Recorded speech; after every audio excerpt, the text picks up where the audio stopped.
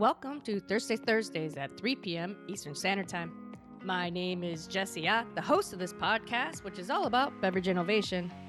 I talk with innovation pioneers from agriculture to glass.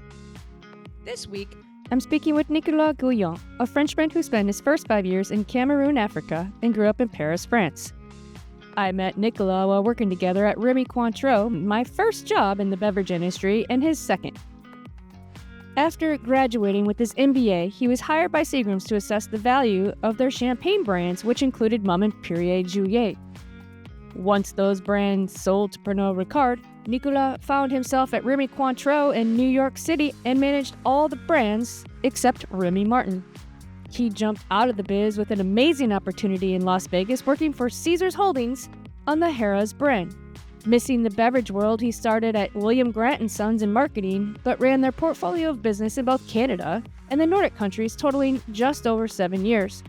He then took leadership roles as president of the Americas for Marie Brizard Wine and Spirits Group and EVP at Gerard Bertrand Wines before taking the global chief commercial officer role at Alexandrian Group based in Romania.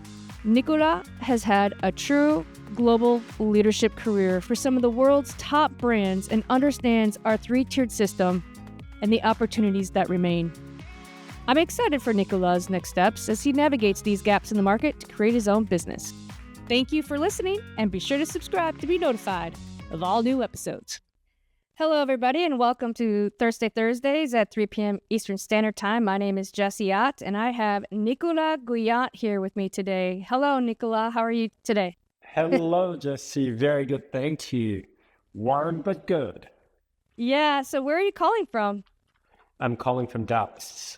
So Dallas, we Texas. still have Dallas, Texas, over 100 degrees for almost a quarter now. So we're getting used to it. We drive back next Friday. So we arrive next Friday, and that's the one thing I'm like, it's been. People say that are from here say it's been really hot, but it's been cooler here than in Dallas most days. Really? Even with our humidity. Yeah. It's crazy. I think I prefer dry heat. Having lived in Vegas and Miami, I find 100 plus in dry heat easier to bear than 92 with 80% humidity that you can get in Miami or New York. Yeah, no, definitely. I remember I've lived in South Florida before, but I didn't have a house and a yard and things to do and be outside a lot. And so, I'd be working outside, and like an hour later, I'm like, what's going on? It's like 88, maybe 90 degrees. I have to go sit for like an hour. And I'm like, oh, the humidity makes it like 100. Yeah, awesome. Yeah, exactly. Exactly. Yeah, you don't realize how much that humidity really impacts your overall ability to kind of function, cohabitate in the environment. Yeah, I don't even want to talk about how we heat our pool. It's embarrassing, but it's wonderful. No, that we don't do. We just wait. It hits its up. I wish I could correlate this. I'm sure full 3 months of 100 degrees plus, it gets warm. The pools definitely get warm, but on our end, can you hear me? Yeah, perfect. Okay, I can't see you, so I just wasn't sure. Let me see if I can turn off something to.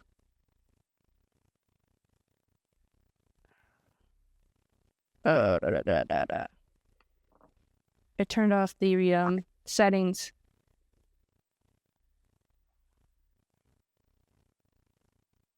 Oh, I can't adjust it. Anyway, okay. Yeah, well, our pool is on the north side, and it's covered. And so it gets down to 85, 83, 80, okay. It's kind of stayed around there. So we just keep it heated just slightly, just so that's cold. To just kind of hang out in. We're not really, actively swimming like kids. And yeah, exactly. Be cold. Well, but we're old and lazy and just want to sit in a hot tub. No, I get it. I get it. With a good cocktail at end, it's the best way. So, Nicola, where are you originally from? So originally from France. So I was born in France, was raised uh, in Africa, came back to France. So I would, call myself a nomad. I had been living in, I think, 8 or 9 different countries, 3 continents. Wow. So we've always moved, and I'm now married to Mexican. So my family is a little bit like the UN. Have they're Canadians, Swede, French, American, and Mexican. So it's a big crew we have. Lots of That is passport to carry. that is really cool. I love that. Where did you meet your wife? We met randomly in New York. One of those stories, they always say in New York, you can't meet anyone. And we bumped into one another in a restaurant. We had no common friends. She was living in Mexico, I was living in New York. So it was true fate.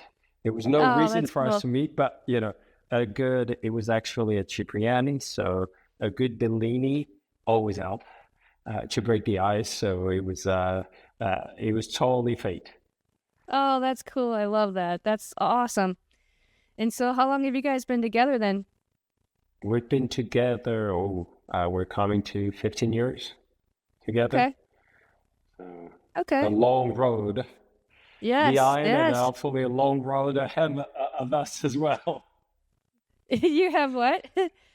A long road ahead of us still to Oh, come to. yes, yes. Yes, that's good. That's the exciting part. Exactly. Yeah, always looking forward. Yep, certainly. So where in France were you from? I'm originally from Paris. I'm one of those few. It's like New York. A lot of people live in Paris. Very few people are from Paris. So I Yeah. was, born in Paris. A true Parisian, as they say. Nice. Nice. I love Paris. Oh, I got to spend a summer there. I stayed in La Défense. Oh, But I nice. visited a few times, when I was a student over there, but yeah, it's a great city. No, no, it's a beautiful city. That I can't. I would have to admit, beautiful place to spend time and live. Actually, it's a good city to live in.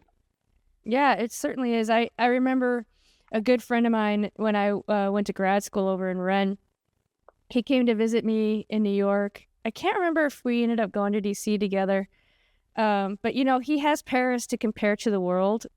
It's And always tough. he's like New York, there's gum all over the place, it's dirty, there's no flowers. There's no I'm like, yeah, it's different. It's yeah, yeah. They're big.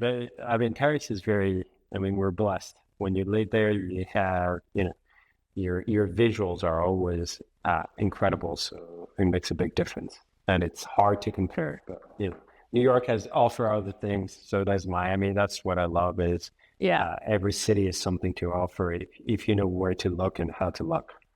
Yep. Yeah, or just, you enjoy the city for what it gives, right? Mhm. Um, yeah, for sure. Yeah, I hate to get into soccer football so early, but it's interesting how PSG is always taking the older, best Ah. players ever and then spin them out like after 2 years. What's going on there? How did uh, Messi end up in Miami? well, he followed the money uh, pretty well. I think if you look PSG, it's very interesting because it's you could really have an analogy with any kind of industry. It's a great team; they have all the money in the world, but at the end of the day, what they don't have is the right, you know, environment to compete. Their biggest problem in France is that if you look at those teams, every weekend they have to really those players will have to play at their highest level. France level as a league is not high. So when you're Messi, when you're Mbappe and so on, they actually play maybe 10 minutes every weekend of their real level. So when they go to Champions League and so on, then they get totally crushed because they can't sustain that competitiveness. So it's interesting because I think as a team, when you look at it, there's a lot of big players, but there are big players everywhere. It's just that the culture of the company, of the club wasn't there. Seems, crossing our fingers, it seems they're changing it finally, but it's culture and it's how you compete. If you're not coached, you can't race to your best game when you need it. That makes total sense. I've become a Messi fan because I was a Ronaldo fan back when I was. I know I follow the rest of the world, but the reason why is a little bit different. I don't know if it's different than most people, but I went to grad school in 99-2000, and it was the Euro Cup, and I saw him play for Portugal for the first time, and I can't remember the older gentleman's name, but those two played so well, and I was so mesmerized by his footwork and the quality. And I don't know anything about soccer, but I'm just saying I was so impressed with this person, this up-and-coming person, that I started following him, and then he went to Real Madrid, and so I followed him there. And then it's always become this Messi versus Ronaldo thing, but it's clear that Messi's the better man in my opinion, based on what you see in the media anyway. And then I don't know. I mean, I don't know either. Interesting. It's interesting because to me, I mean, it's the same. Is what do you value the most? Is it the natural? Because Messi is a natural. He's an incredible, talented player, one of the best that ever has walked. Agreed.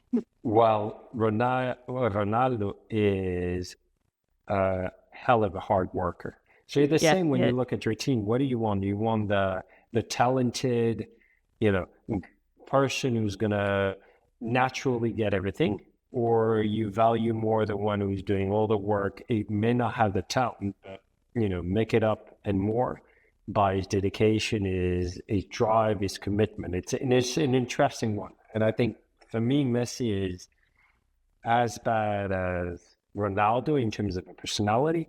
He just pretends to be the cool, nice guy. But I don't think he's as interested in the money, is as dirty as the other.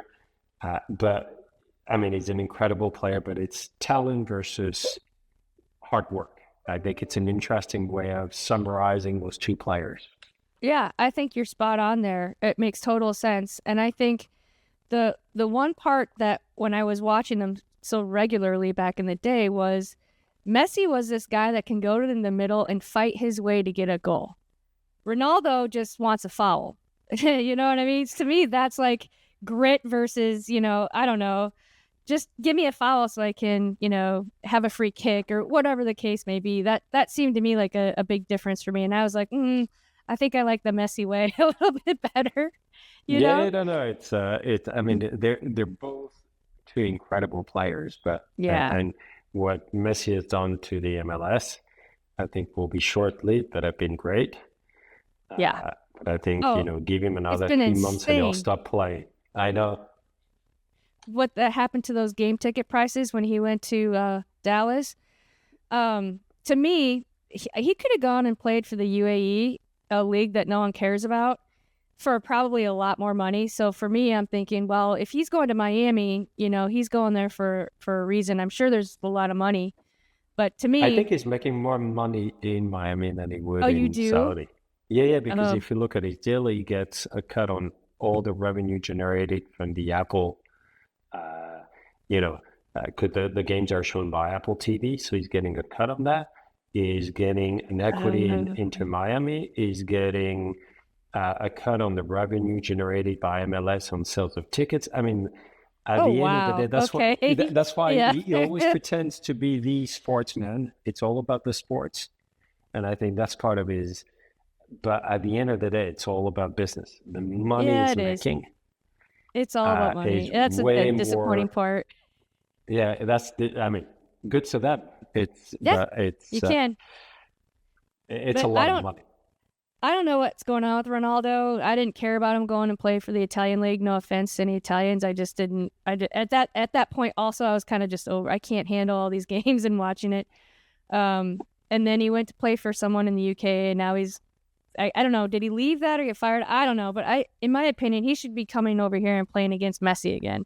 That would raise a whole new level of like MLS to the world, you know? Yeah, I mean, it might. You never know. I think the Arab League is like in anything. They're growing. They have the money. They look like the player. They play pretty well. You never know. You never know. And it's a big market again. One of my favorite players went and played for them. Indeed. Oh, I could talk about this. Well, actually, I'm at the end of my knowledge of it all. Because, I mean, you get to a point where you can't keep up with it, you know? But it's interesting. Well, you know, in America, they have it with football and baseball. Yeah. We do have it with soccer. So I think we can go on and on and on. And Japan has baseball. I don't know if you've ever been to Japan or ever seen a baseball game, but I highly recommend it. No, I haven't, but I know they're big. They're big in baseball.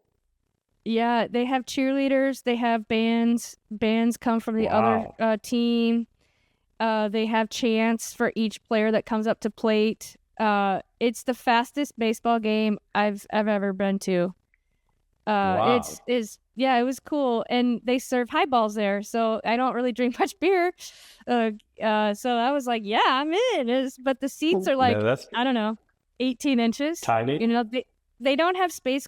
They don't have understanding for space there, for personal space. No, they don't. You're just like, and but anyway, it was amazing. 45,500 people in that stadium. And we were 8 white people, and there was probably like 11 of us there. That's so it was really cool, and they're you know, high-fiving us, and because we were getting into the game, you know, we're used to sitting in a baseball game and where's the popcorn, or let's go get a hot dog. You know what I mean? And they're just cheering, and they've got their sticks. Anyway, I digress. Let's get back to you. No, I'll make sure next time if I ever get back to Japan, you can see a game, because it is worth it. It was the most under expectations. However you want to say it, like, we had no expectations going into this, because we're like, well, we don't really normally go to we'll go to a Rangers game once in a while, or like every 5 years. I don't mind baseball, but you know, not really knowing what we were getting into, it was such an amazing surprise that I'd go back every time I would go back to Japan. I'd go to a baseball game. It's added on my list of to do next time I'm in Japan. Yeah, it's cool. It's really cool.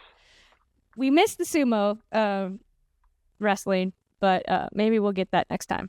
Yeah, next time. There's always a next time. There's always a next time. We're definitely going back. It is cool. It is really awesome there. Hot. Very hot in the summertime. It is. But yeah. So, okay, so you're from Paris, and you said you moved to Africa? I moved I spent the first almost 5 years of my life in Africa, then went back to Paris, and then did a postgraduate program between the UK, Germany, and France. And that's how I started in the wine and spirit business, and then, you know, stayed in France for a couple of years and moved to the US after, in 2000. And then since, I've been primarily based in the US with some back into Europe in between. So where in Africa? I was in Gabon, Cameroon. So to West Africa, all French, you know, colonies. Mm-hmm. My parents, you know, my dad had a job there, so we went there. Have very little recollection of anything. Yeah, I just 0 through 5. 0 through 5, I don't have. I just felt very comfortable. I've been back to Africa, and it feels like home. It's just a place I felt comfortable in. But then we went back to Paris. Okay, nice. And did you get a job in the wine and spirits industry while you were in Paris before you came over to the US? I started. I wouldn't say I went into it wasn't a passion of mine, apart from like every young kid drinking way too much. Uh, that was actually, it was better for me to stay away from liquor. But it was just, I was at the time doing my MBA, and one of my family members was working for Seagram. He was part of their strategy team, had led the purchase of Absolute at the time, Okay. and was managing what they MD for Martel. So I needed to do, a little project for my master degree. So I picked, I picked a subject matter that we discussed, right, which was around the impact of long-term consumer trends, like the mega trends. How do they impact over time sales of alcohol? Did that, then they offered me a job at that time, which, I was right off, didn't have to search. So I took it, of course. And it was also in Champagne, so it was in their Champagne division. So that was great.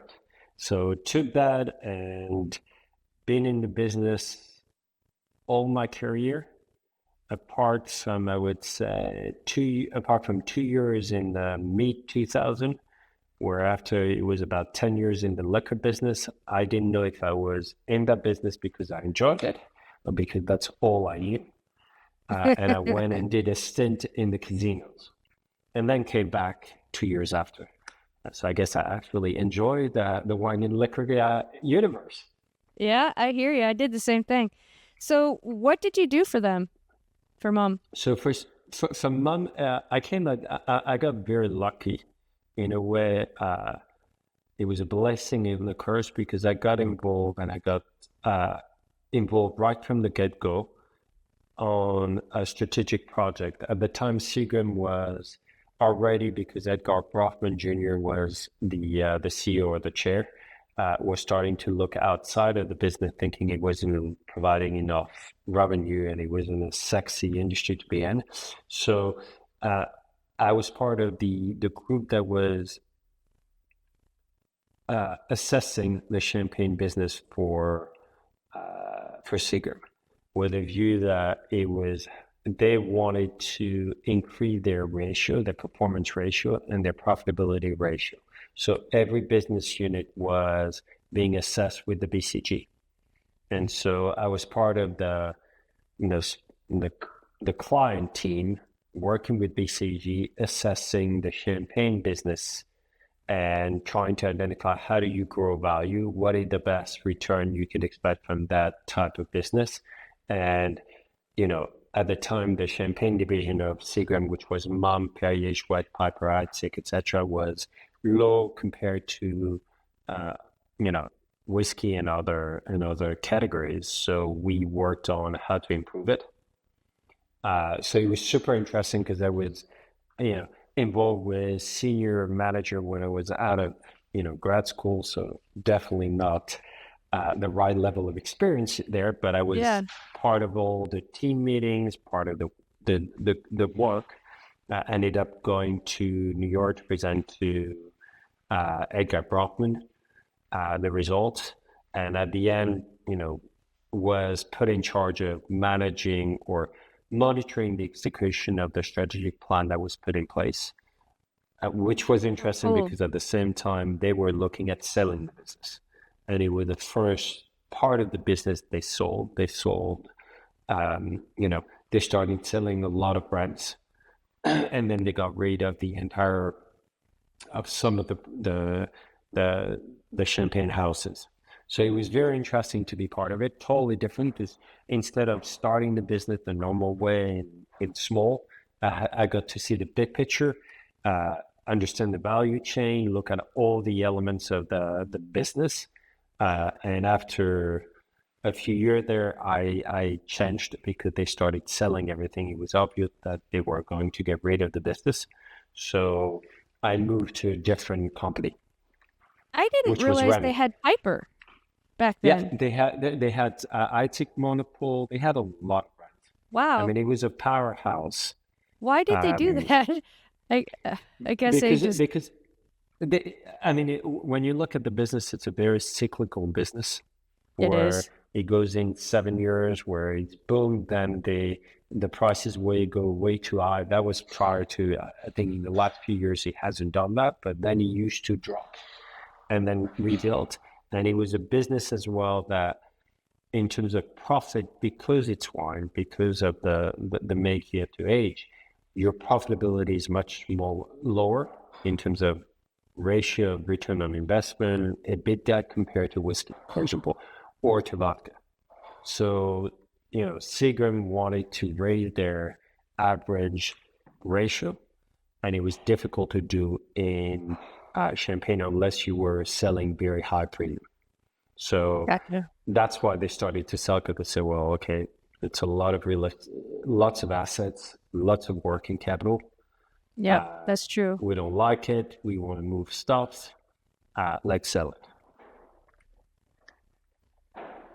Interesting. Wow, I didn't realize that. Okay, so so you went to go work for Remy right after that?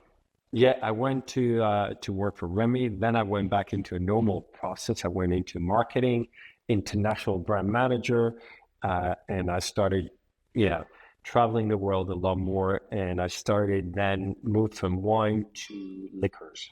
So I went and worked on the Italian liquor portfolio, which was Galliano.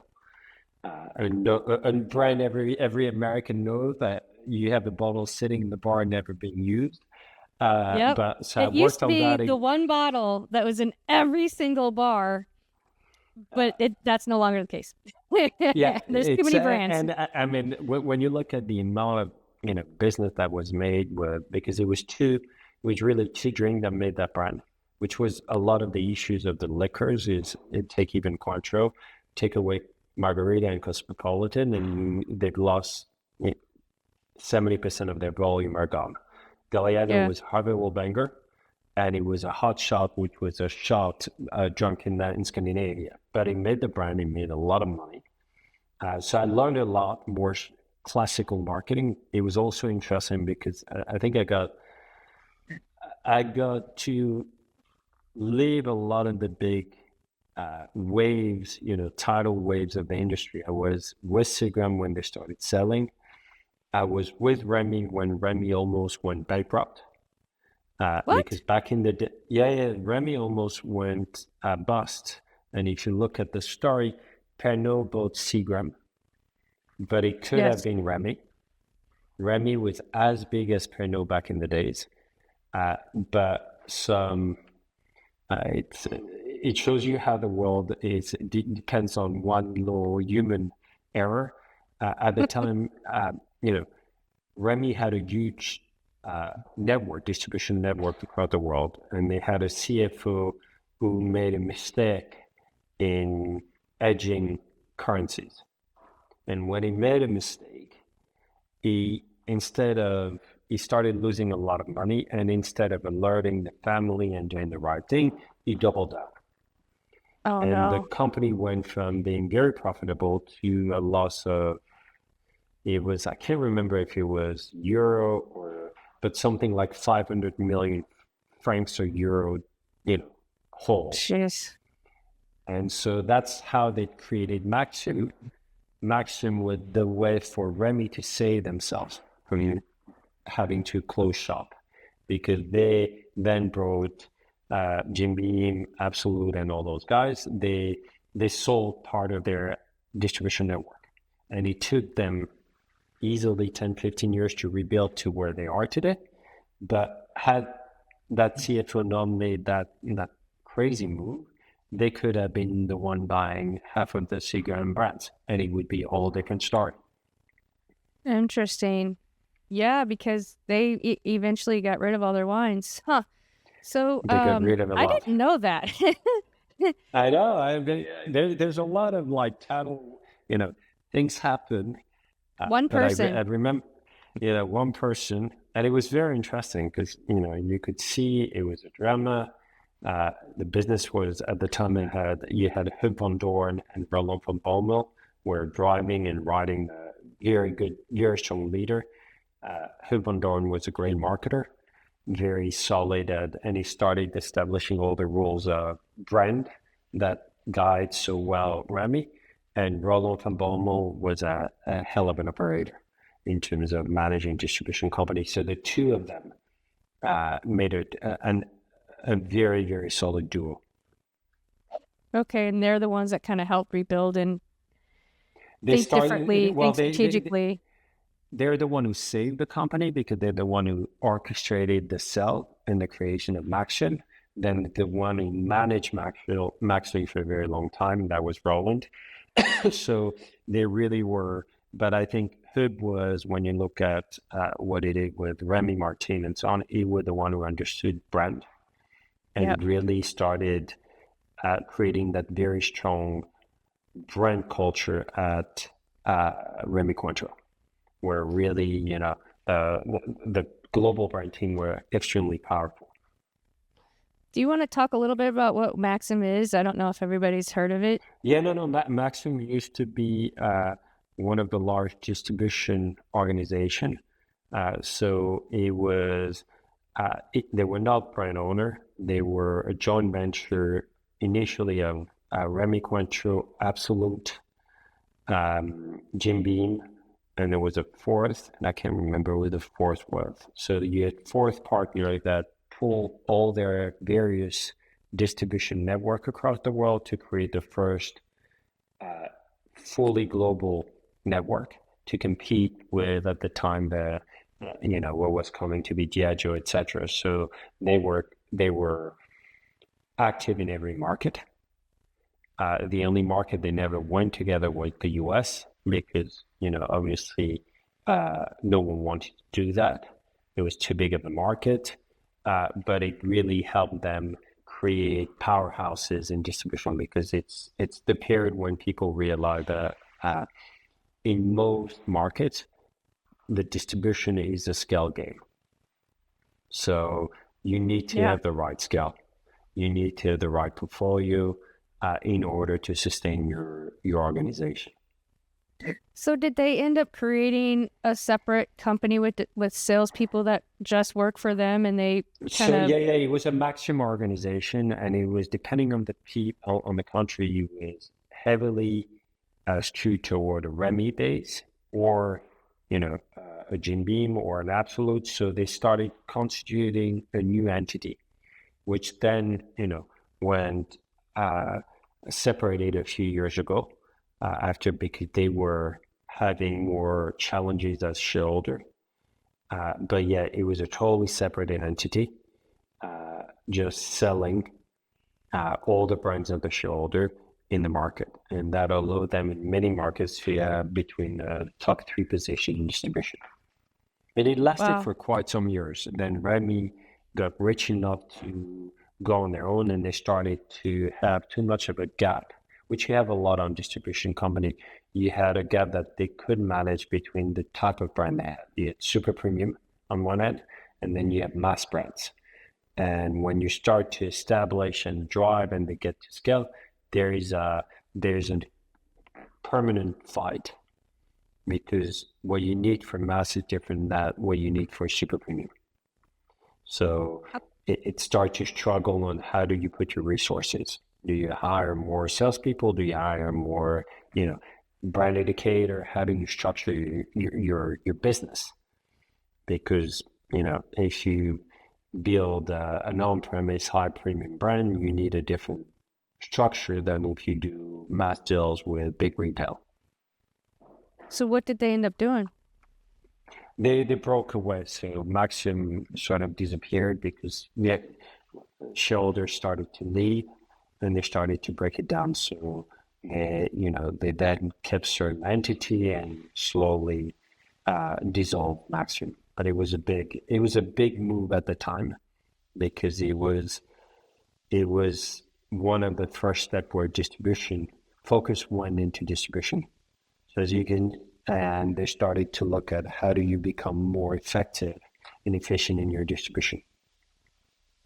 Also because it's the time when you had big companies starting to pop up, the Diageo, the Pernod, they get to a scale that if you want to compete, you need to find solution.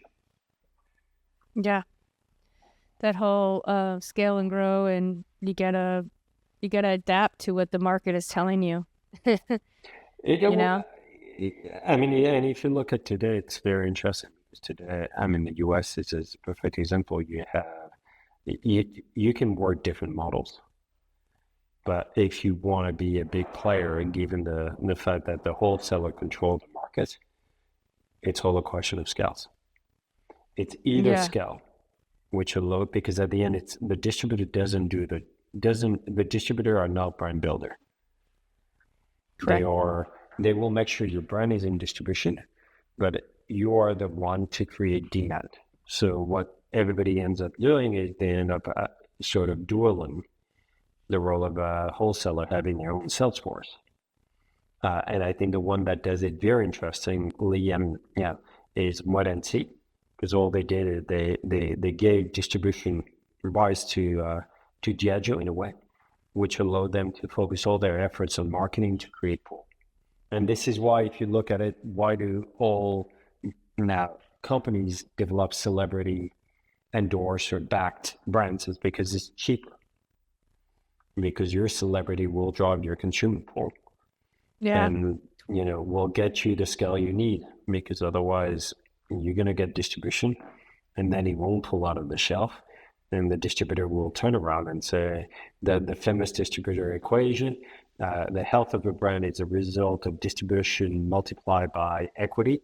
We do the distribution, you do the equity. If it doesn't turn and we've done distribution, you have an equity problem.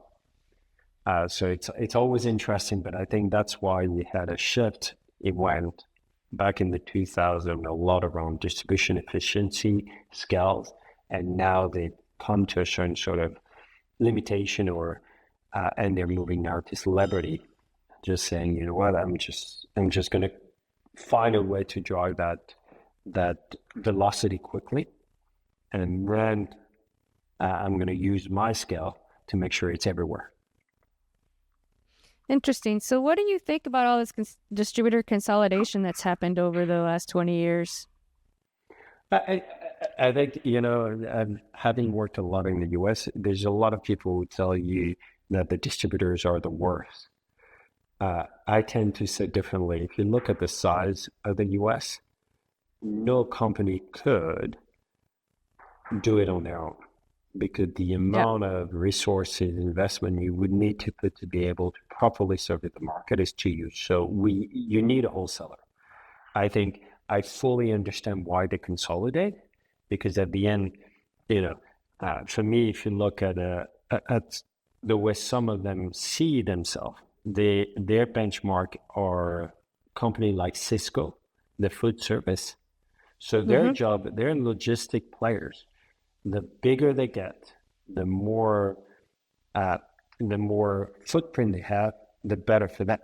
Because then all they need to know is optimize their routes and making sure that they generate the most amount of value per square foot in their truck. So at the end, the bigger you are, take Southern with the first, and they've been very smart. If you look, and I've worked both of them, there is a big gap between Southern and everyone else, because Southern had the scale, the size, to actually be the only one to, if you have a really national brand, you need Southern, because they are the only one that can deliver everywhere. And because of their size, they're able to invest and be way ahead of the curve in terms of use of digital tools, everything to make their operation better. So it's a sort of catch-22. The size allows you to increase your competitive advantage. What they're not doing, and that's, I think, a lot of the issue with Supplier, they believe the wholesaler is there to help them build the brand. The wholesaler is not there to help build the brand. The wholesaler distributes. So, right. And that's where my stint in the casino was very interesting, because the model of casino is all about revenue generated per square foot. It's all about revenue. And, distributor, like where RNDC is going, where Southern is going, is all about that. It doesn't matter if they sell your vodka or mine. They need a vodka on a truck. So they'll make sure, and they're here to serve their their customer. Right. What matters to them is the customer, the HEB, the Walmart, the bar. It is not the brand owner. What they care is, do I have 80% of that shelf? How do I get 80% of that shelf? Whether it's your brand or another, doesn't matter. What they want is own 80% of that shelf and own 80% of the available cash to be spent by the customer. And that's it. Yeah. So for me, it's good that it creates opportunity, because, and you've seen it a lot. There's more and more new distributor popping in. But then the question, it's a little bit like retail. Total Wine as a model, if you try to compete heads to head with Total Wine, you'll never win. Yeah. Now, distributors have to find ways to offer a differentiated service. And it can take many forms. It can be ability to service your premium accounts. It can be whatever you decide, because your distributor doesn't do it. As we all have lived it. You want to build your brand, you send your team to do the sell, and then the distributor, take the order. So it's just a question of, there's room for everyone, I think. And the big question for me down the line is what will happen with Martin Wine. Because as you know, Southern is, lobbying very actively, and having worked in Canada, I can tell you that once the Canadian board opened up to marijuana and gave it to the liquor company, in a matter of a year and a half of the revenue generated by Southern Canada was marijuana based. So at the end, you do it in the US, they may totally change their outlook of three-tier system. It may change a lot of things, because they all make so much revenue from marijuana-based product, that they may let go of the wine, they may let go of a lot of things. That's an interesting theory. I hadn't even thought of the effects of marijuana on the industry. You never think it's going to change, right? But you have an insight, being that you've understand the Canadian market. We don't know what's going to happen, but they've been lobbying openly now to get for the government to give the the wholesaler the control of the distribution. And if they do, the margin are huge. It's going to be a game changer. If you look at their model, personally, I wouldn't stay in a lot of the businesses, because why would I care about that working capital and having to deal with wine and all the complexity? I can turn my business around. So I don't know. It's one personal opinion, but I think there's still a lot of changes to come. Do you think that the wine and spirit distribution channels are the right way to distribute marijuana on a larger scale? It will get approved. I just don't know when. I think if you look at this, there's two main questions when it comes to cleanliness, for the government. Forget the whole ethical, do you need to make drugs legal or not? There's the two main questions. The number one is tax. Can the federal government collect the tax? The second is, can we control and limit the health negative impact of it? So the wholesaler come back and say, hey, look at us, since prohibition, you have a system that has been very effective. We're collecting the tax. There's not been a lot of fraud. It's really controlled. And look at control. Well, we're doing a pretty decent job on making sure that, we control, excessive abuse. So I think that's their argument to say we have a hell of a good track record. Trust us. Yeah, that's interesting. Going back to consolidation, I lived in New York City from 2000. Well, we worked together. I don't know, 2001 to 2003, something like that. That's when we met. And I remember I was on Long Island. I did get a house one summer there just to check out the Hamptons, and maybe this was that trip. I can't even remember who they were. I just remember being at a bar. We wanted to go try some wines from New York, and the gentleman that I was with had a friend out there, and so we were just sitting there talking, and he happened to be on is it Boston Consulting Group, I think, on the team that recommended Diageo just to start consolidating with one distributor. And they're the ones that started this whole kind of whole movement, and they were big enough to be able to do it and to do it effectively, and then to kind of start the ball rolling. But that's been 20 years. It's not a long time in the 20 years. In the grand scheme of things. And, and that's been a whole. So for me, I think it's just the way the market is structured, but I'm not too sure that, seeing them as evil, I'm not too sure that we would be capable as brand owner to do the same effective distribution tomorrow. I don't either. Have wholesalers. A company can't afford it. They just can't afford to not have somebody out there to help them sell it. I 100% am behind you. I just think that they do get big, and gets in this market, it's just harder and harder to get employees to stay longer, to pay them, to this, that, and the other. It's the squeeze, I think, in the market. I don't think that it's unique in any way. No, but it is a challenge to, promise these suppliers these numbers and scramble, I guess, to kind of make sure they have a team. I would say with that, to me, it's, promises only count for those who listen to, who trust them. A distributor less and less makes promises on volume. Oh, that's good. If you look at the way they are, they won't promise depletion, no promise distribution point. They start to move away, exactly on purpose, because back then, back then they also changed their model. Back then, the state, a state president could order whatever they want, and you had a good relationship, and he was a buddy of yours, and that person would order 3 containers and push it. More and more, at least in the larger, they have lost that ability. Interesting. It's controlled centrally because they used to have so much working capital that they'd say, "What the hell?" And now it's way less on volume, unless you're here, Diageo, one of the big division, but it's way more on point that they feel they can control better. They don't want to commit.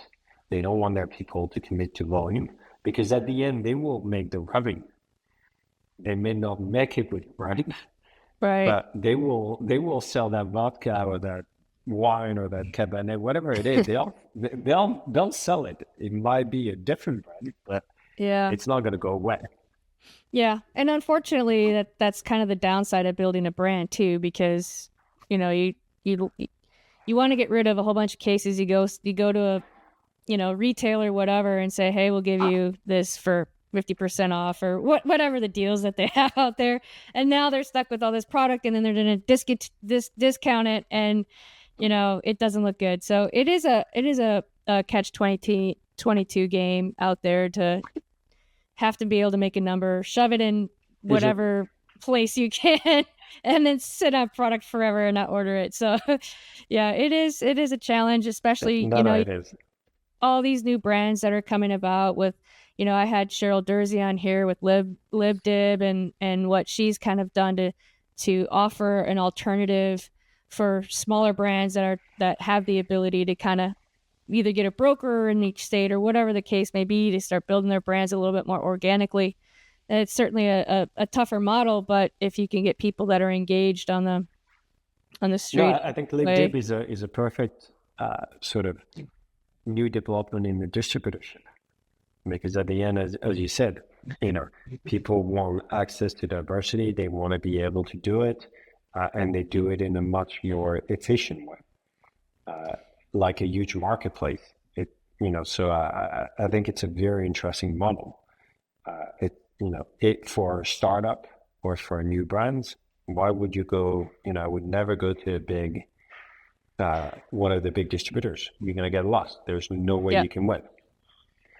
This is a much better way. It helps you build a base, and then size matters. And then once you have a real role, then yes, if you're Terramana, work with Southern Glazers, because that's how you're going to go from 300,000 to a million in no time, because no one can deliver the way they can. Right. So again, I think it's a lot about understanding what your strategic goals are and playing the game the right way. Yeah, because you got to get to scale by the time the Southern or RNDC are going to be like able to take them in. And LivDib has made this kind of cool partnership, whereas if you do get to a certain volume threshold, RNDC will go ahead and bring that product in, which is great. It's a nice, it's a nice way to know that if you're going to go in and you're going to succeed at this, you have a big national distributor that can kind of help take that brand on, which is great. It's a great process. And it's also, and it's all great for RNDC, because it's, all of them are joking to try and make sure they don't miss the next big brands. If you look at Southern, not getting Tito was a big mess. They got Tito once they purchased Blazer, but before they didn't get it. So they're always up for the lookout of what's going to be the next, big brand. So for RNDC, it's a great way of, making sure they potentially catch the next big fish, while at the same time, the challenge they have is that the margin they're using to distribute are very different from what they ask the other brands. So, that's they sell their trucks. They don't carry everything, but it's an interesting, I find LivDib very good answer to a lot of the challenges that the smaller brands have had. Yeah, it's so smart. She's a great person, and seems like she's a really amazing leader, and they're growing all the time. So, and I had a brand I was going to look into bringing into Texas, and the process is very simple. It's not a difficult paperwork heavy process. It's very simple. There's one I think it's a 14% charge, and that's it. Like that's it. It's very simple. And when you look at it, the process is made much more cumbersome than it has to be. So if you can make it more efficient, everybody wins. And what I think on LivDib, what is great is a true marketplace. They're not promising you, they're not doing anything. They're just telling you want availability. We'll make sure that someone can actually order your product. So I think their way of doing it is very smart. Again, the challenge, I think, or the fallacy within it for a lot of suppliers, it doesn't change that you still need to go do the sales. And now, there are thousands and thousands of brands out there. So you're going to need to still do the heavy lifting on making sure they pick yours and stick with yours, which is not easy. Yeah, I think you just go to the accounts that make sense for your brands and try to connect with them, and then it kind of grows organically from there. Because I'm sure there's a lot of accounts out there that are just looking for innovation. They just want the new thing. They want to try new things, test it out, see what works with their consumer base, and I like it a lot. I think it's really fun. So I think it's a great model. So we really got off track, but it was so interesting. I loved it. Do you have a time check at all? Are we good to go? No, I'm good. Okay. No, we're good to go. Okay. So you went from Mumm to being the international brand manager, and that's where you work on Galliano and what other brand? Galliano, Vaccari, Passoa. I mean, I had a lot of liquors. Yeah. Well, no, Passoa was actually when I moved to the US.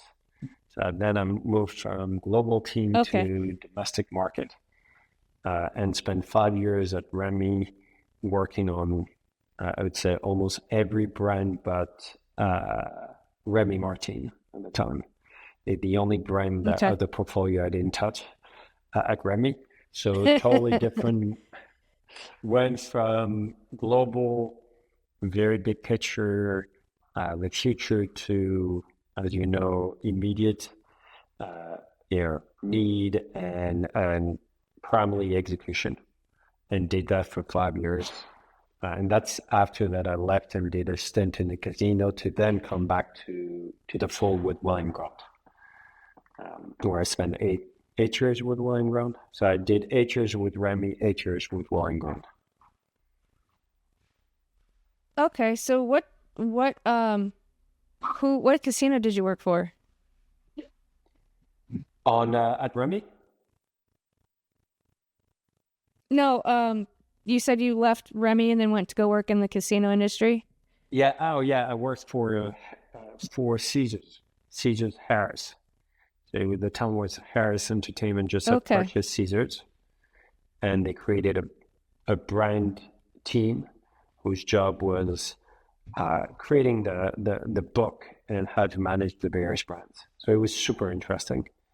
And it lasted 2 years, and I left when Harris was bought up by a private equity firm. So it was the largest deal at the time. I think it was 32 billion. And they got purchased right before the crisis. And at the time, first move that any private equity firm comes is cost cutting, and they obviously downsized a lot of the corporate team, and so I left, but it was a very interesting experience, very useful also back for the spirit, because you got to get involved on how the customer were viewing the offers, what was important for them, and their way of doing business was a lot more data driven than it ever had been in wine and spirit. So what were you were in marketing then? Yeah, or I was in brand marketing. strategic? So I went, the shift that I did, I would say the first 10 years of my career, or 12, were proudly marketing with more and more commercial, exposure. Because the closer you get to market distribution, more and more it's about your ability to understand sales and connect. And then I would say, starting really with Wine Ground, I started migrating more towards commercial. And I've been, GM for the last 10 years, GM or business unit region president for the last 10 years. So transition fully to a more general manager role. So when you were at Caesars Harrah's, did you do marketing for the brand of Caesars Harrah's? Yeah, Okay. I did Caesars. And so that was like was it B2C or B2B or both, or? It was both, because think of it this way: as you were in charge of designing the franchisee book, even though they were all owned by Caesars. You needed to create what was the brand experience and what defines a Caesars, for example. So we started to create all those book, and then so part of it was you were dealing with the GM of properties. At the time, Caesar Palace was a $700 million business, and you were dealing also with consumer, managing the campaign, the media. So it was a combination. But it was very interesting. Yeah, very interesting. So then, did you move back to New York to work with William Grant? Yeah, I moved back to New York for William Grant. Spent 8 years there in the U.S., then in Canada, then in Stockholm. So different outfit. Fun. Yeah, that was a lot of fun. Cold. Yeah, it was cold. I mean, Canada is a beautiful country, Sweden as well. But no, it was very interesting. Different markets, different route to market. So it was very interesting. Yeah, I've been there once, Göteborg, and Yep. My roommate was in France in my grad school. He was from there, and so I went up for like a weekend, and it was really interesting. It was just really cold, and I'm a wimp. It's a beautiful area. I was back then. I was managing the old Nordic, so it would be all the Sweden, Finland, Denmark, Norway, Iceland, duty free and domestic market. So it was totally different experience from the US. Canada, but super interesting. Is there anything that you can explain, like what would be the difference in marketing to those cultures versus the U.S. and Canada? I'm thinking U.S. and Canada are pretty well aligned, but maybe it's completely different over there. I think in general, the largest difference here with the Nordic is regulation. It's a highly regulated environment. So you're not allowed to do most consumer marketing is illegal because most of them do sell through state-controlled organization. So, and if you look at the big differences in Canada, the control boards report to the finance, minister. So it's all about the cash collection. In Sweden, it reports to the health minister. So it's all about mitigating the consumption. So as a marketing, it's very different because of the regulation you have to deal with. Interesting. Huh. That's fascinating. Yeah, I remember in Sweden, it was part of the government, and you had to bring your own bags at the time. Even back then, like this is 99, 2000. So that's interesting. Yeah, fascinating. You had a limit on how much you can. Back then, you had a way before you had limits. You had a little booklet where you could register how much liquor you were allowed to buy. I mean, it's a whole different ball game. Wow. So it changes a lot on the way you market. Also because you don't have the ability, a little bit like Canada, you don't control shelves. In the US, you can send your team, they'll display, a lot. In Sweden, Norway, Finland, you don't touch the shelf. And in Sweden back then, they were putting the brand by alphabetical order. Oh my gosh. So that's why some people would put a letter before the name so that they can move on the shelf and have a better positioning on the shelf. That's smart. That's really smart. So that's a way to get around the system. So were there health benefits to doing this? I mean, was there less drunk driving? Was there less people having any kind of problems? I think. I mean, it all depends. You never know because it's whoever uses the data. I don't think it necessarily led to a huge decrease because when you look at it, a lot of what they had goes beyond access to alcohol. As you said, it's how cold the country is, how dark the country is. If you take Sweden, it's their culture. They drink to oblivion. They're more English style of country. You go, you get drunk, and they don't remember it's a good night. And while in Southern Europe and in France, you drink not to get drunk, you drink just hours to accompany a good moment. So there's a lot of other elements that control. But remember, that's why if you look at back then in the Nordic, 50% of the business was duty free. Then we take crews to go get boozed out or buy alcohol at a lower price. So I don't know if you take all in. Interesting. I don't know.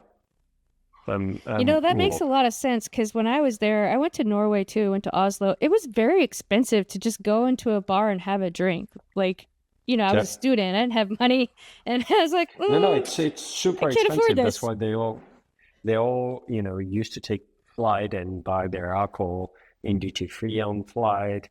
Back then, when I was still living there in late 2000, early 2010.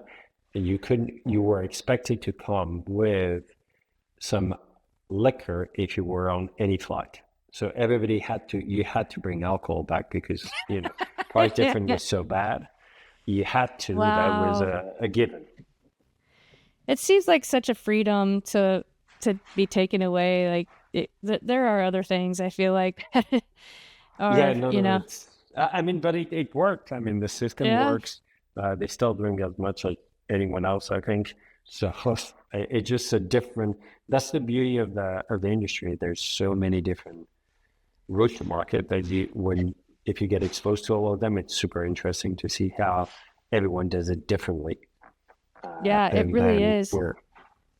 Because I don't know, what years were you there? Because I know when I was in France, and this has been a long time ago, and I haven't been back in a while, there's not a lot of choices when you go to a bar. There's maybe one or two vodkas, they don't have the back bars that, you do here. And it's starting to change, but I think it's culturally. When I was growing up, I would take a a whiskey and Coke. I don't care about the brand. Right. So, now because of globalization and they start to have and people care, but for the most part, French didn't care. Yeah. They just want a gin and tonic and whiskey and Coke, and that was it. At our parties in school in France, that's your choices. You get beer, whiskey, coca, or gin and tonic. Yeah. That's it. That was it, and maybe tequila. And that, but again, I think it's culturally now it's starting to change. But and it's also very, I would say, again, it's changing. But when we're young, it's also very cultural. Yeah. French would have a hard time understanding why he needs to pay, 3 times more expensive for a brand of vodka. He can understand it for wine, but you'll tell him vodka is vodka, and he's like, okay, it's good enough. I'm going to mix it. I don't feel it. I don't care. Yeah. Yeah. What do you think that their take is on low and no? I know it's kind of taken off here in the U.S., and I know it's been big in the UK, but did you have any experience with that over there? Because I talked with a gentleman from Mexico who's been in the hospitality industry, for his whole career, and it's just culturally it's not a thing there, because the mindset is I aged this product in barrels to get it to the perfection of what I think should be this taste, and then you take all the alcohol out. Why are you changing thousands of years of evolution and changing it? So do you think that that mindset is similar to Europe? I don't know. I don't know. I think it will come. I think at the end of it all, low alcohol and no alcohol will be a big thing. Yeah, because a lot of people, they need option. I mean, I would take the analogy with food and vegan versus, no vegan. Yeah. It was nowhere to be seen before, and now it pops up everywhere. I think it get there. Again, I think it's if you look at consumer, the same consumer may drink a non-alcohol one day and an alcoholic. I think it really depends. We have the ability, as long as the taste profile is there. Yep. Depending on whether you wanna the buzz of alcohol, or just feel that you're social without the potential effect that you're waking up the next day with a hangover, tired, or whatever. So I think France may fight it, or it will take time, but I think it will come no matter what. Yeah. How quickly, I don't know. I just read an article this morning. They released the first non-alcoholic champagne in France. Wow. Okay. So it's starting to. It is. It will come. Spread some roots. Okay. Yeah, I think so too. I personally have experienced it this year, obviously more than any other time, a lot because of the podcast, because I've learned so much from different guests that I've had on, and I've got to try their products. And Athletic Brewing, I didn't know they have a gluten sensitive, it's crafted to remove gluten, and I just absolutely love this beer, and I love drinking in the pool because I don't want to have to have alcohol all the time. I just want to chill out, have a good tasting beer. I want to feel refreshed, and quite honestly, it's been a great experience for me.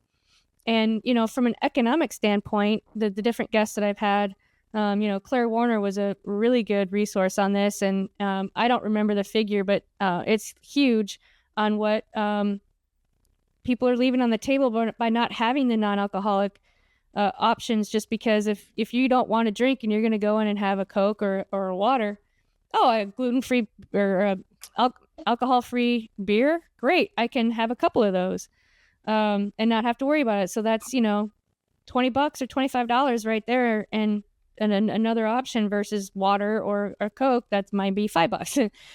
So there's a lot of money. And there's research that says they spend 15% more money, and it's probably because they're buying other options. So I think it's economically an option for restaurants and bars to look into. Yeah, no, I think it is, and you have it already with mocktails. That wasn't anything 10 years ago, and it's now on every cocktail list. So, and I think it tells you a little bit how our mind works, because most of it, still feel that they have a buzz even though there's no alcohol. But the association of having a beer makes you feel like you're drinking alcohol. So I think it's or a cocktail will give you the same perceived value. Oh, I feel, a little looser, or I feel in a good mood, but without the alcohol. Yeah, so I think it'll come. It'll come to France as well. I don't think there will be an issue with, it'll come everywhere. Yeah, I do too. So, so where did you go next after William Grant? After William Grant, I went to Marie Bézard, which was at the time which is a French publicly listed company. It was bankrupt. I was brought as part of the new senior management team to turn that business around, and I took over the Americas. So we had a big importer in the U.S. and we had a production and distribution company in Brazil at the time. So did that for 7 years, tried to turn around the business. Very interesting because throughout my career, I've worked for publicly listed company and family businesses. And my Bizarre was very interesting because it was when we were working at turning that business around, it was, I think one of the worst rotten apples in the business that were. Every time we were talking to analysts, to PE firms, private equity, and so on, they say, we get involved when there's maybe 1, 2, 3 problems to fix. You have 8 or 9. It's too much. But it was super interesting. Very interesting also. A big challenge. Very big challenge, very, very exciting. Very interesting also because it was at the time where in the US we were dependent on vodka, right at the time when Absolut started taking price down and you had a price pressure on vodka. So it was a very interesting time as an importer. And it also got me to really learn the Brazilian market. So I used to be down there, a week every 6 weeks to run the business down there. So it was very, very interesting, very, very interesting market to be active in. So fantastic element. Fantastic 7 years, got involved into more board matters, M&A and all this, but it was very interesting 7 years there, trying to understand how to try and salvage a business. Is there any interesting cultural differences in the Brazilian market that you want to share? Anything stand out as? I think like everything, if you look at it, Brazilian as a market, go-to-market is very similar to, is a mix between the US and Europe. It is a very large market. Culturally, I think what's interesting is like a lot of Latin culture, they don't say no. And they don't like conflict too much. So it's very difficult because they're just always very nice, but it doesn't mean that you have a business to be done. And there is always a sense of, there's a trust. Mexico is even worse than that, but there's a trust. They need to know you. They need to feel that you're part of the culture. You understand it. They remain very proud, which they should be, of who they are. So they don't like too much when people come and try to tell them we know better. Yeah, fair. But it's a very dynamic market, very, very evolved market, complex one. But no, it's super interesting. Yeah, that's really cool. So you got exposure to a lot of different cultures and ways of doing business. Very different, but they're very dynamic. Usually, very driven, different way than American teams. They're a lot more social, a lot more about the EQ than would potentially be American company, where performance and bonuses are a very important matter when you talk to American teams. They wanna see the value of the hard work they're doing. Right. That makes sense.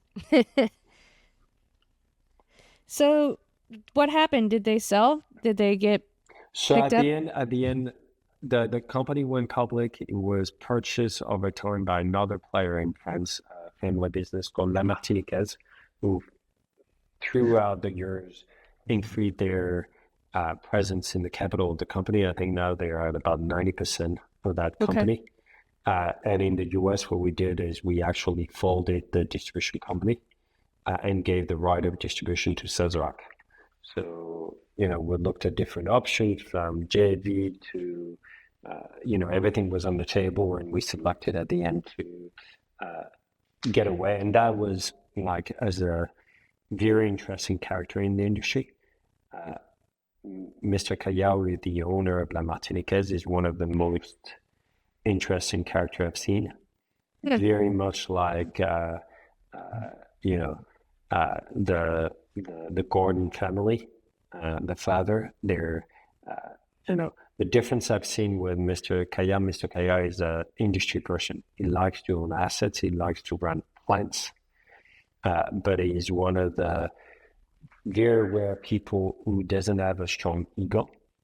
So, what I've noticed in the US, everybody wants to be big in the US. Everybody has an ego. It's the US. Mr. Guillant doesn't care.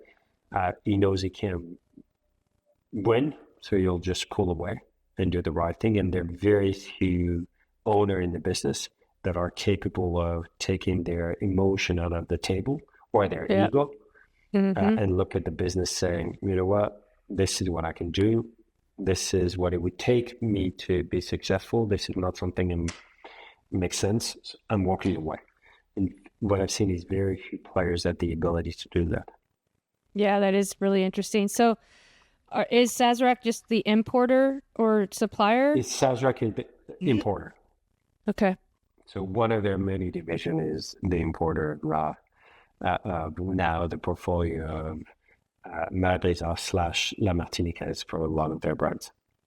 I think that's smart. It was the right move to make for that company at the time, and it's been a very good move for them. Again, what I think he has been very good.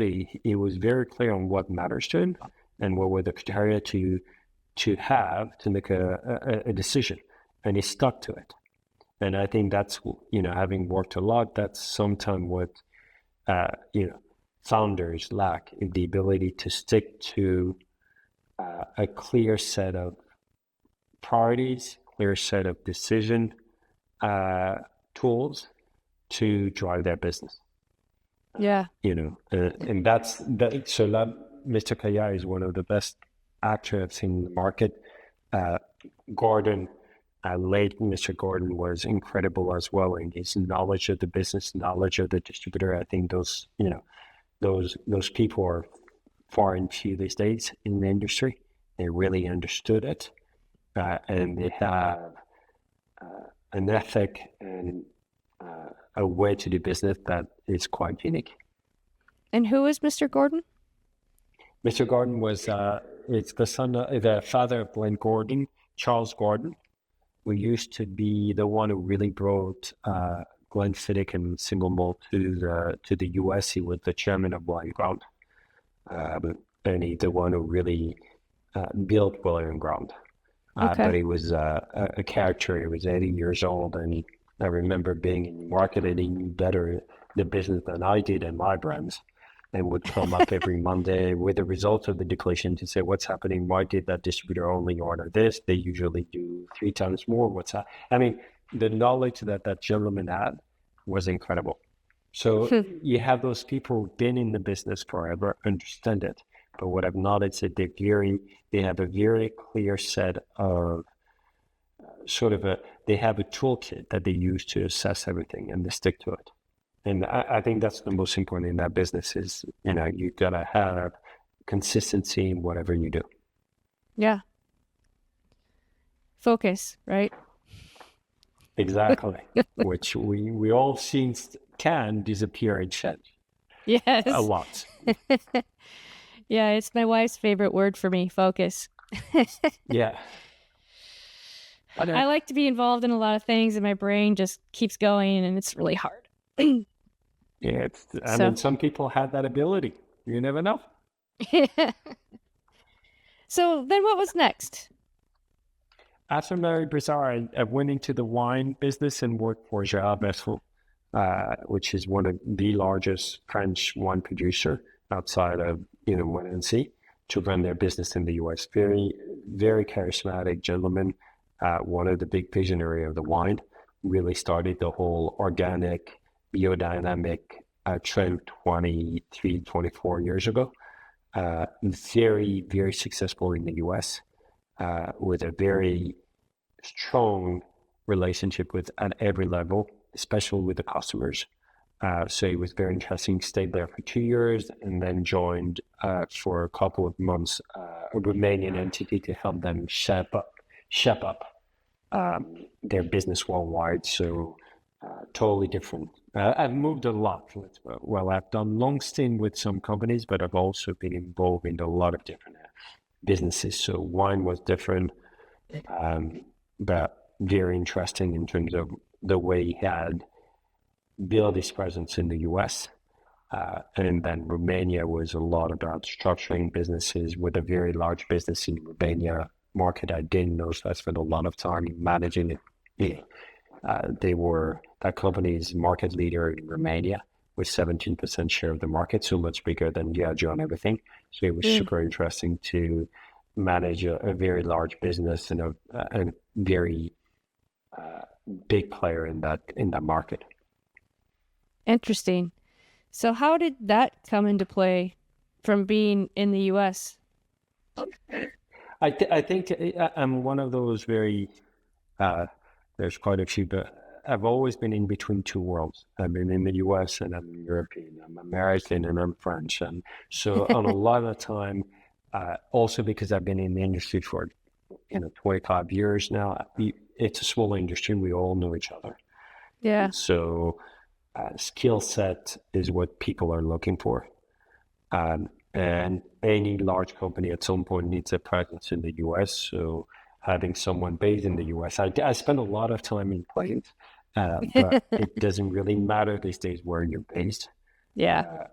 And the structure and the go-to-market and the principle are the same everywhere. So that's why I went from US to most of our business unit were Southern Europe, and we also had Brazil. So, but they have plans to develop themselves in the US. So it made sense for them to have a local person. Gotcha. Okay.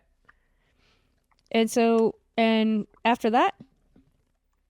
After that, so now I just finished with them, and I'm looking at to your point about lip dip and everything. I'm looking at starting my own business around distribution in the US, because I believe there are, as you were saying, room to offer some solution. Yeah, especially with playing around with low and no. I mean, I know every state's different, but there may be easier rules on the mocktail side of things, and I think right now they're all going through the traditional channels, but who's to say that couldn't have a separate one?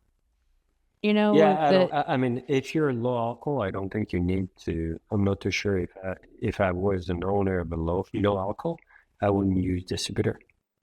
Why go through a model you don't need to? I wouldn't. I would actually. Low alcohol is different because depending on the state, you're still stuck with a distributor. Mm-hmm. But I don't think that you have to. A lot of them do go because they see themselves as spirit brand or alcoholic brand with a twist that's no alcohol. And I'm not too sure you need to do that.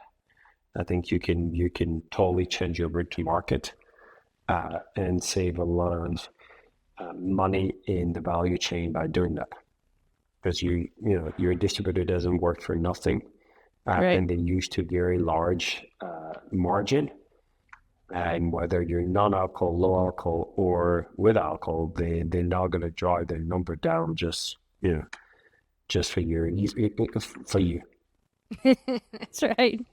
So do you have you mentioned a few people along your journey. Are there any mentors that, were strategic in maybe getting started, or any of the moves that you made? You said it's a small industry and people know each other.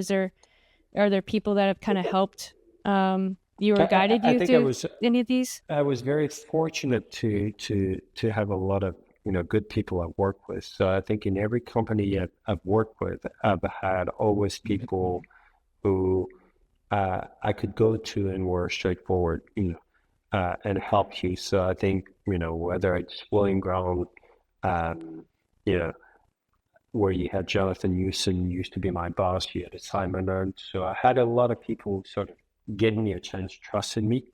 And I think, had the same at Remy. Mick McDonough at the beginning of when I joined was instrumental. So I think you can always find, and I think what makes a good mentor, I never had someone who sort of followed me throughout my career. I always had more people who serve as anchored when I was in roles. And I think what I've noticed is most of them just were straight with you, very honest. I think figures, as I mentioned, that people really were inspiring. I would say that people like, Mr. Kaya, Charles Gordon, even, Jean Bertrand are people who are so visionary, so interesting in this, that it's sort of very, very, very good role models. But I think on mentor, I don't know if you remember Hélène Artsfeld at Remy was really good as well. She was a great marketer, good people skills. So I think it's really having the chance to have people who care. I think as long as you find someone who care and are looking and are able to guide you and have a tough chat when they need to. Because we all tend to stray, and I was really good at that. But, I got lucky to get people who would just tell me you're, calm down, you're out of your mind, this is not working, or what you're doing is getting the absolute opposite of what you want to do. So I could name so many people in a way that really have served me, helped me. But I think it came to their true desire to help and care for their people. And their ability to be honest with the people in their team. No, that's great. Is there any resources or books, podcasts, websites, anything that kind of helped with you and your transition to these different roles? No, because I wish I could be a lot more like that. I'm more of I learn by doing.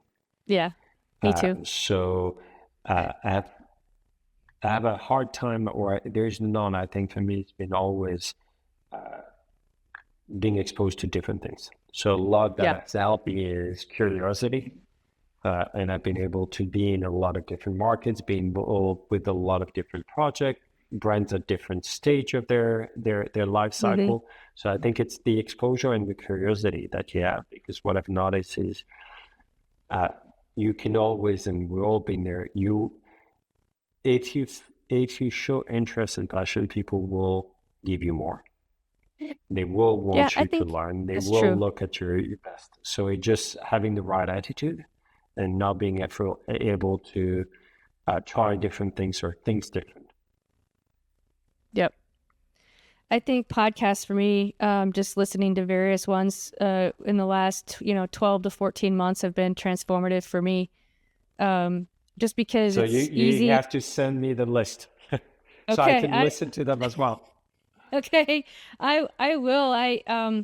When you make a big transition in your life, it's good to have some positive stories and some brain tricks on how to make those transitions. And I was just talking to my wife Loanna yesterday. I'm like, I think I know why I'm grumpy.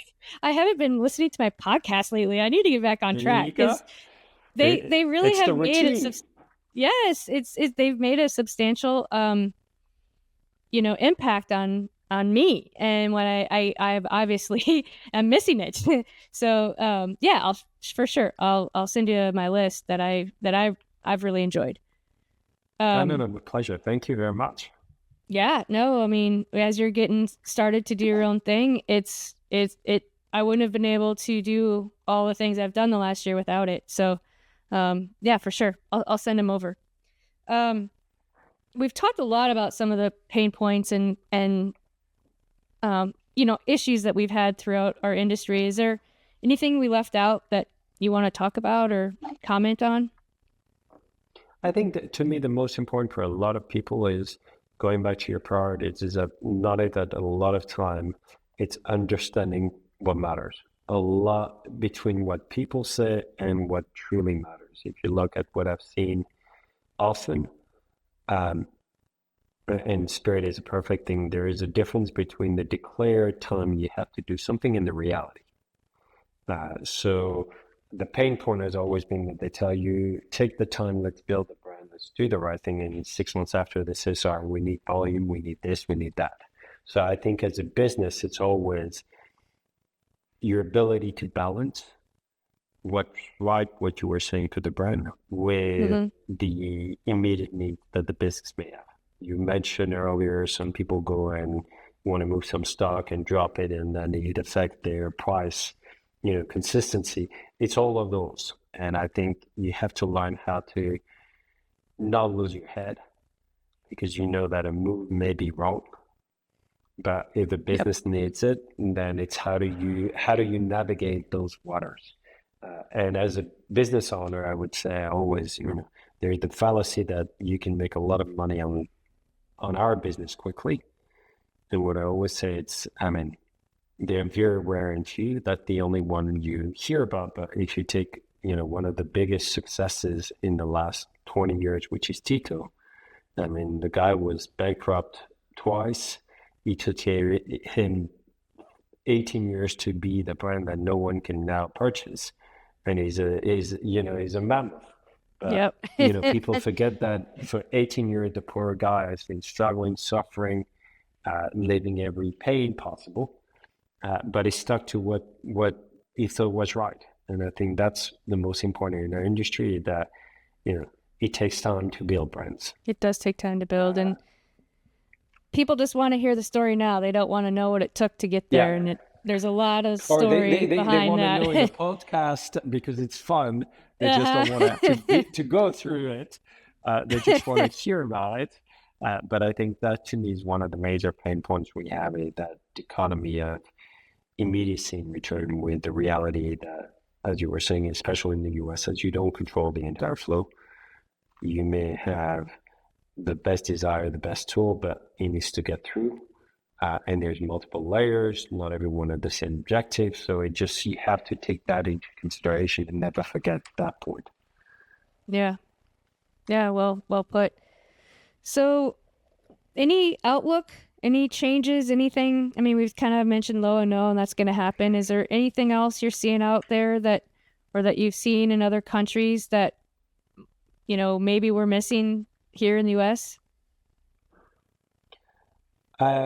There's so many things. I think it's ever evolving. I think, you know, everybody talks about it, but AI is going to be, I mean, you know, a game changer, because at the end, you know, it's just going to change everything we do and force us to be different.